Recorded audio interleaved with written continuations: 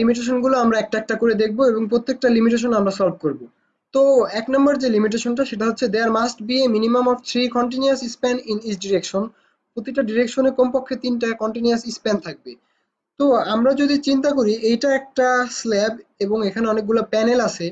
তো আমরা এই ডিরেকশনে যদি দেখি কয়টা স্প্যান আছে, এখানে কিন্তু একটা, দুইটা, তিনটা, চারটা স্প্যান আছে।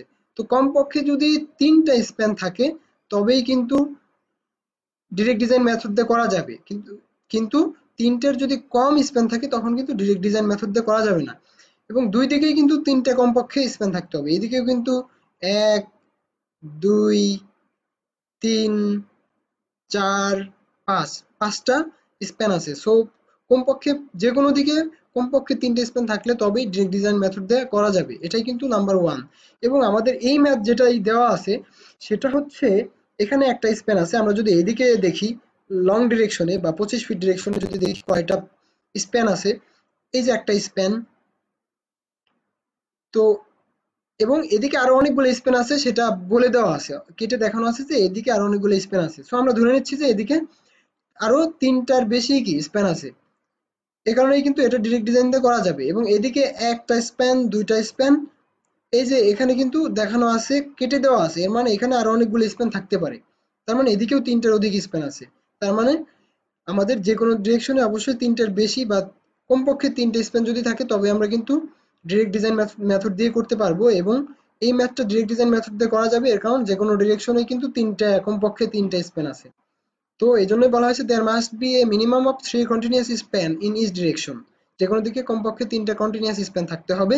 তো এটা ছিল লিমিটেশন নাম্বার 1 এন্ড এটাও কিন্তু এই এক্সাম্পল 13.2 ওভারকাম করে। এবার আমরা আসি limitation number 2, the panels must B square or rectangle. So প্যানেলটা অবশ্যই হবে স্কয়ার বা বর্গক্ষেত্র অথবা রেক্ট্যাঙ্গুলার বা আয়তক্ষেত্র। সো আমাদের এই ক্ষেত্রে যেটা আমাদের 13.2 এ যেটা দেওয়া আছে 25 ফিট বাই 20 ফিট, এটা কিন্তু একটা রেক্ট্যাঙ্গুলার প্যানেল। সো এটা কিন্তু করা যাবে। এবং the ratio of the longer to shorter span within a panel, যে কোনো একটা প্যানেল যদি আমরা নেই, এটার যে লং স্প্যান ডিরেকশনের যে ডিস্টেন্স এবং শর্ট স্প্যান যে লেন্থ, সেটার অনুপাত মাস্ট নট এক্সিড 2, 2 এর কখনোই বেশি হবে না। এখানে কত? তো ratio of longer to the shorter span equal to 25 feet long span distance এবং শর্ট স্প্যান ডিস্টেন্স কত? 20 ফিট। তো 25 feet by 20 feet equal to 1.25 which is less than 2। So আমাদের যে এক্সাম্পল 13.2, এখানেও কিন্তু ratio of longer to the shorter span 1.25, যা 2 থেকে কম। তো 2 নাম্বার লিমিটেশনে কিন্তু ওভারকাম করে। The panels must be square or rectangular, the ratio of the longer to the shorter span within a panel must not exceed 2। So এটাও কিন্তু overcome করে। So direct design method দিয়ে করা যাবে। তো এবার আসি limitation number 3, adjacent spans in each direction must not differ by more than 1/3 of the longer span. তো আমরা দেখি এইদিকে আমাদের স্প্যান হচ্ছে 25 ফিট, এদিকে হচ্ছে 20 ফিট। সো এইটা আমরা যদি এটা ধরি লঙ্গার স্প্যান এবং এটা ধরি শর্টার স্প্যান, তো 1/3 অফ লঙ্গার স্প্যান হবে কত? 1/3 অফ 25 মানে 8.33 ফিট।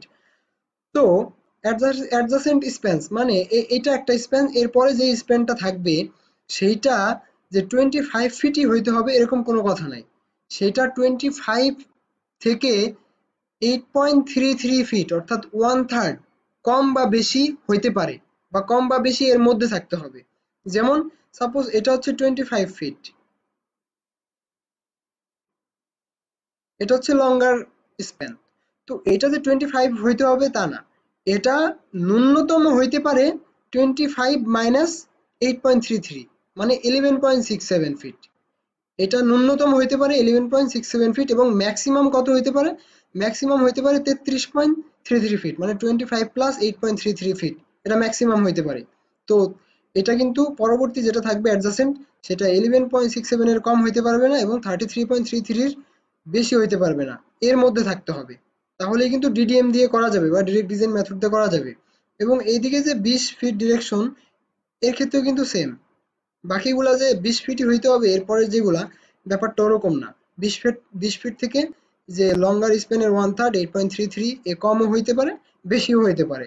এটা হচ্ছে 3 নাম্বারটা, adjacent span in each direction must not differ by more than 1/3 of the longer span. Differ করতে পারে বাট অবশ্যই লঙ্গার স্প্যানের 1/3 এর বেশি বা কম ডিফার করবে না। আর আমাদের এক্সাম্পল 13.2 তে কিন্তু কোনো ডিফার করে নাই। আমরা ধরে নিচ্ছি প্রত্যেকটা স্প্যানই 25 feet by 20 fit.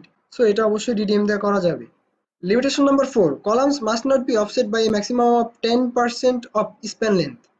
Column span লেন্থের 10% এর বেশি অফসেট করা যাবে না ইন দ্য ডিরেকশন অফ অফসেটের ডিরেকশনে from either axis between centre lines of successive columns. এখানে আমরা যদি এই ডিরেকশনটা দেখি, এদিকে স্প্যান লেন্থ হচ্ছে 20 ফিট, সো এখানে 20 ফিট ডিস্টেন্স দূরে একটা কলাম আছে।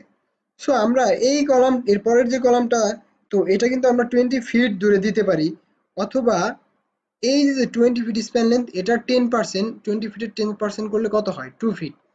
তো আমরা যে 20 ফিট দূরত্বেই দিতে পারি শুধু তাই না, এটা 2 ফিট আগে এইদিকে বা 2 ফিট এইদিকে বা 2 ফিট এইদিকে দূরে বা 2 ফিট এদিকে দূরে কিন্তু আমরা দিতে পারি। এই কারণে বলা হয়েছে columns must not be offset by a maximum of 10% of the span length. Column offset হইতে পারে যে কোনো দিকেই, কিন্তু অবশ্যই 10% এর বেশি দূরত্বে অফসেট করা যাবে না, 10% এর মধ্যে করতে হবে অফ স্প্যান লেন্থের 10% এর মধ্যে আমরা কলাম অফসেট করে দিতে পারি in the direction of offset from either axis between centre lines of successive columns. এই যে একটা কলামের পরে যে আরেকটা কলাম, একটার পরে যে একটা যাবে, তো সেন্টার লাইনের যে কোনো পাশে আমরা দিতে পারি, এই কর্নারে দিতে পারি বা এই পাশেও দিতে পারি। Limitation number 5, all loads must be uniform. সব লোড হবে ইউনিফর্ম, নন ইউনিফর্ম কোনো লোড হবে না। And the ratio of unfactored live to unfactored dead load must not exceed 2। এবং unfactored live load divided by unfactored যে dead load হবে সেটা 2 এর বেশি হবে না, এর রেশিওটা 2 এর বেশি হবে না। তো আমরা এখানে দেখবো এক্সাম্পল 17.3 নাদিম হাসানের বইয়ের এক্সাম্পল 17.3 থেকে এটা নেওয়া হয়েছে। সো এখানে দেওয়া আছে service live load is 100 PSF, 100 PSF. তো এখানে লাইভ লোডটা হচ্ছে 100 PSF and a service dead load that consist of 24 PSF of floor finish. তো এখানে যে ডেড লোডগুলো আছে এর মধ্যে ফ্লোর ফিনিশ আছে 24 পিএসএফ, এবং in addition to the slab self wait, এবং স্ল্যাবের যে সেলফ ওয়েট আছে সেটাও কিন্তু একটা ডেড লোড।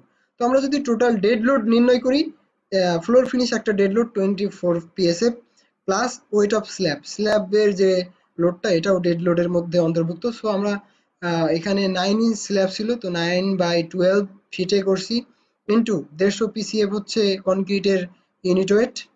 সো এটা আমরা করলে টোটাল আমাদের যে ডেড লোড ডব্লিউডি 136.5, 136.5 পিএসএফ। তো এটা ছিল আমাদের ডেড লোড, এবং আমাদের কিন্তু লাইভ লোড দেওয়া আছে service live load of 100 PSF. So আমরা যদি dead load by live load করি 136.5 ডিভাইডেড বাই 100 ইকুয়াল টু 1.365, যা 2 এর কম। সো যেহেতু বলা ছিল all loads must be uniform, so PSF অবশ্যই uniform load and the ratio of the unfactored live to unfactored dead load, এবং আমরা দেখছি যে আনফ্যাক্টরড লাইভ লোড এবং আনফ্যাক্টরড ডেড লোডের যে অনুপাত সেটা কিন্তু 2 এর কম, এই কারণে ডিডিএম দ্বারা করা যাবে। Limitation number 6, if beams are used on the column lines, যদি কলাম লাইনে বিম ইউজ হয়, আমাদের এই প্রশ্নেই বলা আছে যে কলাম লাইনে বিম আছে, সো আমাদের বিম ইউজ হয়েছে। The relative stiffness of beams, বিমের যে relative stiffness in the two perpendicular direction, যে কোনো দুইটা পারপেন্ডিকুলার ডিরেকশনে বিমের যে স্টিফনেস, সাপোজ এই ডিরেকশনে একটা বিম আছে এবং এই ডিরেকশনে একটা কিন্তু বিম আছে, তো 1 নাম্বার বিম আমরা এটাকে বলি 1 নাম্বার বিম এবং এটাকে বলি 2 নাম্বার বিম। তো 1 নাম্বার বিম এবং 2 নাম্বার বিম কিন্তু পারপেন্ডিকুলার আছে, তো 1 নাম্বার বিমের যে রিলেটিভ স্টিফনেস এবং 2 নাম্বার বিমের যে রিলেটিভ স্টিফনেস, তো 1 নাম্বার বিমের রিলেটিভ স্টিফনেস যদি হয় আলফা F1 এবং 2 নাম্বার বিমের যদি রিলেটিভ স্টিফনেস হয় আলফা F2, এবং আমাদের এই যে এই ডিরেকশনটা যদি আমরা বলি L1 ডিসটেন্স, মানে 25 ফিট ডিসটেন্সটা যদি আমরা বলি L1 ডিসটেন্স, এবং 20 ফিট ডিসটেন্সটা যদি আমরা বলি L2 ডিসটেন্স, তাহলে alpha F1 into L2 square divided by alpha F2 into L1 square must be between 0.2 and 0.5। এইটা অবশ্যই 0.2 এবং 0.2 এবং 5 এর মধ্যে থাকবে। এখানে আলফা হচ্ছে IB by IS। Alpha is the ratio of flexural stiffness, IB equal to moment of inertia of the beam in the direction of strip. Strip যে ডিরেকশনে, ওই ডিরেকশনে যে বিম থাকবে ওই বিমের মোমেন্ট অফ ইনার্শিয়া হবে IB, এবং IS হচ্ছে মোমেন্ট অফ ইনার্শিয়া অফ স্ল্যাবের moment of inertia 1/12 into strip with, আমরা যেদিকে এই স্ট্রিপ নিব ওই স্ট্রিপটার কত উইথ সেটা ইন্টু এইচ কিউ, এবং এইচটা হচ্ছে where H is the slab thickness, এইচটা হচ্ছে স্ল্যাবের থিকনেস। এবং একটা ইম্পর্টেন্ট ইস্যু হচ্ছে alpha is given only for the beams in the direction of the strip, এবং আলফাটা হবে এই in the direction of the strip, স্ট্রিপের ডিরেকশনে যে বিমটা থাকবে সেই বিমটার জন্য কিন্তু আলফা প্রযোজ্য হবে। ওই বিম ছাড়া অন্য দিকে যে বিম আছে ওই বিমের জন্য আমরা আলফা কিন্তু নির্ণয় করব না। তো আমরা জানি we know alpha F equal to ECB IB ECS IS. ECB হচ্ছে modulus of elasticity of beams concrete or beam into IB, IB হচ্ছে moment of inertia of beam divide by ECS কনক্রিটের স্ল্যাবের কনক্রিটের যে মডুলাস অফ ইলাস্টিসিটি সেটা হচ্ছে ECS into IS, IS হচ্ছে স্ল্যাবের যে moment of inertia. As same concrete is used ECB equal to ECS, যেহেতু আমাদের স্ল্যাব এবং বিম উভয় ক্ষেত্রে একই কনক্রিট ইউজ করছি, এই কারণে একই কনক্রিটের কিন্তু মডুলাস অফ ইলাস্টিসিটি একই হবে। এই কারণে বিমের কনক্রিটের modulus of elasticity equal to স্ল্যাবের কনক্রিটের ইলাস্টিসিটি। সো যেহেতু ইসিবি আর ইসিএস সমান, এ কারণে relative stiffness alpha F equal to IB by IS, বিমের যে moment of inertia divide by স্ল্যাবের যে মোমেন্ট অফ ইনার্শিয়া সেটার অনুপাতে হবে আলফা এফ। তো আমরা এক নম্বর যে বিমটা ছিল, এই যে এক নম্বর যে বিমটা এইটা, তো এটার জন্য যে মোমেন্ট অফ ইনার্শিয়া আইবি হবে সেটা আমরা নির্ণয় করেছি। আইবিটা হচ্ছে 14,000 এবং এক নম্বর বিমটা হচ্ছে এইটা। সো এইটা হচ্ছে এই পাশের অর্ধেক স্ল্যাব পাবে, এই কারণে এই পাশের অর্ধেক স্ল্যাবের ডিস্টেন্স হচ্ছে 13.1 ফিট। যেহেতু এইখান থেকে এটার অর্ধেক 25 ফিটের অর্ধেক মানে 12 ফিট 6 ইঞ্চি, এবং এখানে যে আরো 7 ইঞ্চি এক্সট্রা এই কলামের এই পাশে কিন্তু 7 ইঞ্চি আরো স্ল্যাব আছে, এই কারণে ওই 7 ইঞ্চি আর 12 ফিট 6 ইঞ্চি মিলে হবে 13.1 ফিট। সো এই পাবে 13.1 ফিট স্ট্রিপ। এই কারণে 13.1 ফিট স্ট্রিপের জন্য কিন্তু স্ল্যাবের আইএসটা আমরা নির্ণয় করতে হবে, সেটা আমরা নির্ণয় করে পেয়েছি 4500। তো আলফা এফ ওয়ান বা স্ল্যাব এফ ওয়ান এর জন্য, alpha F one or beam F one এর জন্য আমরা যে বিম ওয়ান বলেছি, তো এই বিমের জন্য আলফা এফ ওয়ান কত হবে? আলফা এফ ওয়ান হবে 14,000 ডিভাইডেড বাই 4500 মানে 3.1। এটা আমরা পরবর্তীতে করব ম্যাথে। এবং আলফা টু এর জন্য, আলফা টু হচ্ছে এই বিমটার জন্য, তো এই বিমটা যে স্ট্রিপটা পাবে, এই বিমটা স্ট্রিপ পাবে হচ্ছে এইখান থেকে অর্ধেক এবং এই পাশ থেকে অর্ধেক। এই পাশ থেকে অর্ধেক পাবে 20 ফিটের অর্ধেক 10 ফিট, এবং এই পাশ থেকে পাবে 20 ফিটের অর্ধেক 10 ফিট। তো 2 নাম্বারটা কিন্তু এই পাশ থেকে অর্ধেক পাবে এবং এই পাশ থেকে অর্ধেক পাবে, তার মানে কিন্তু টোটাল এই পাশ থেকে 10 ফিট পাবে এবং এই পাশ থেকে 10 ফিট পাবে, মানে এই স্ট্রিপটা হবে 20 ফিট। এবং এই 1 নাম্বার বিমটা কেন এটার অর্ধেক পাইছিল, কারণ এই পাশেই কিন্তু স্ল্যাব আছে, এই পাশে কিন্তু স্ল্যাব নাই, এই কারণে এটা কিন্তু এইটুক এখান থেকে এই পর্যন্ত 13.1 ফিট পেয়েছিল। কিন্তু এই 2 নাম্বারটা কিন্তু 20 ফিট পাবে, এই পাশ থেকে অর্ধেক এবং এই পাশ থেকে অর্ধেক, এই টোটাল স্ট্রিপটুকু কিন্তু এই 2 নম্বর যে বিমটা এটা পাবে। তো এফ টু আমরা পাবো আইবি বাই আইএস, আইএসটা কিন্তু এই যে 20 ফিটের জন্য, এবং আইবিটা হচ্ছে ইন্টেরিয়র বিম, 2 নম্বর বিমটা কিন্তু ইন্টেরিয়র বিম কারণ ভিতরে আছে, ওটা কিন্তু একদম এজে নাই, এজ বিম না বা এক্সটেরিয়র বিম না। তো আমরা হিসাব করে এত পেয়েছি, এটা আমরা পরবর্তীতে করব। তো আলফা এফ টু আমরা পেয়েছি 2.7, এবং এখানে এল ওয়ান হচ্ছে আমরা বলেছি 25 ফিট এবং এল টু হচ্ছে 20 ফিট। তো এখানে আমরা এই ডিরেকশনটা যত লেন্থ সেটা আমরা বলছি L1, এবং এই ডিরেকশনটার যে যত লেন্থ সেটা আমরা বলছি L2।